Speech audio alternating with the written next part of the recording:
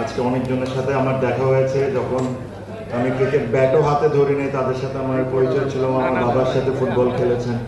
তো আজকে যদি আমার থেকে কোনো ভুল হয়ে যায় তাহলে প্লিজ ক্ষমা হিসাবে দেখবেন।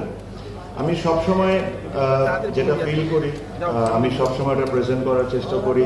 I always been someone that, যেটা আমি রাইট মনে করি আমি ওই বিষয়ে কথা বলতে পছন্দ করি। যেহেতু আমি ক্রিকেটের লোক, ক্রিকেট নিয়েই কথা বলি। দেখেন, আমরা ক্রিকেটে বা অন্য যে কোনো স্পোর্টসে আমরা সবসময় এন্ড রেজাল্টটা নিয়ে ভাবি।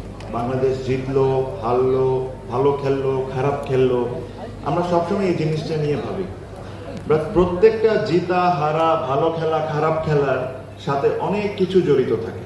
জড়িত থাকে কি, ফর এক্সাম্পল আমি ক্রিকেট বোর্ডে কারা আমাদের পলিসি মেকার, কারা আমাদের ডিসিশন মেকার, কারা আমাদেরকে রিপ্রেজেন্ট করছে, কারা যে বোর্ড ডিরেক্টররা তাদের স্বপ্ন কি আমাদেরকে নিয়ে, তাদের ক্রিকেটিং আন্ডারস্ট্যান্ডিং কি আমাদেরকে নিয়ে, এগুলো প্রত্যেকটা জিনিস জড়িত থাকে বাংলাদেশ ভালো খেলা জিতা ভালো না খেলা সব কিছু নিয়ে।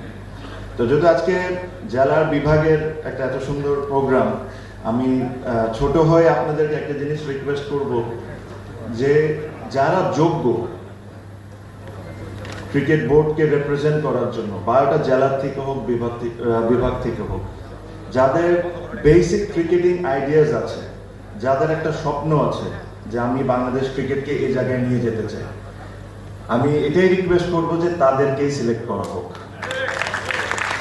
বিকজ অতীতে আমরা অনেকবারই দেখেছি যে যখন জেলা বা বিভাগ থেকে আসেন তখন তারা জেলার বিভাগের থাকেন, ঠিক যখন ওনারা ক্রিকেট বোর্ডের ডিরেক্টর হন তখন ওনারা ক্রিকেট বোর্ড ডিরেক্টর হয়ে যান, জেলা বিভাগকে ভুলে যান। এখন অনেক জেলা বিভাগে আমি যাই, চিটগাঁগে আমি নিজেও গেছি, কয়েকদিন আগে বরিশালেও গিয়েছি। অনেক জেলা বিভাগ এখনো আছে যেখানে স্ট্যান্ডার্ড মেনটেন করে একটা ক্রিকেট লিগও হয় না।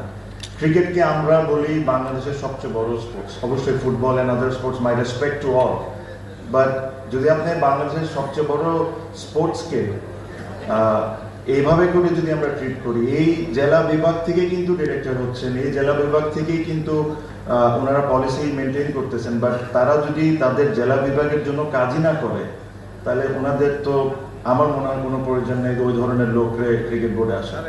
সো এটাই রিকোয়েস্ট করবো, আমি ছোট হয়ে সবাইকে রিকোয়েস্ট করব যে এমন মানুষকে চুজ করবেন আপনারা যারা যোগ্য।